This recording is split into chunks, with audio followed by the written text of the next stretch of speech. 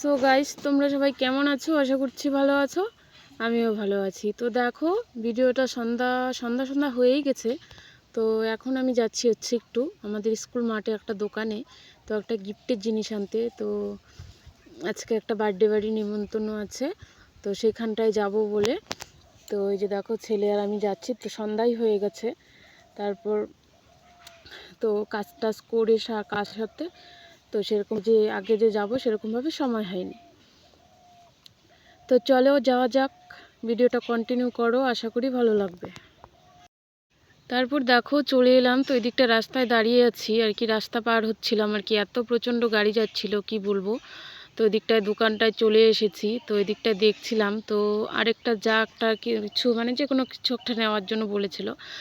তো আমি এটা দেখছিলাম, এটা হচ্ছে হটপট, তো বাচ্চা মানুষের, তো এটার মধ্যে টিফিন নিয়ে যেতে পারবে। তো সেটাই দেখছিলাম নিব বলে। তো বলছিল কাকি নাও, ওটা ভালো আছে। তো তারপর আমি বলছিলাম যে হ্যাঁ এটাই দাও তাহলে। তো এদিকটায় হচ্ছে নিচ্ছি।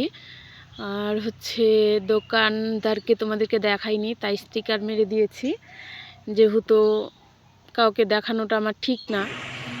তো এদিকটায় যে গিফটটা প্যাক করছে আর কি নিব বলে, তো দোকানটা তোমাদেরকে একটু শেয়ার করে দিলাম। তো এদের দোকানে সব কিছুই আছে। তারপর এদিকটা দেখছিলাম, আমার তো ইন্ডাকশন ওভেন আছে, তো ভাবছিলাম মানে কড়াই নেই আমার, কড়াই কিনবো করে। তো সেরকমভাবে মাথা ভাঙা যাওয়াও হয় না, তো এখানটায় যেহেতু দেখলাম তো ভাবলাম যে নিব।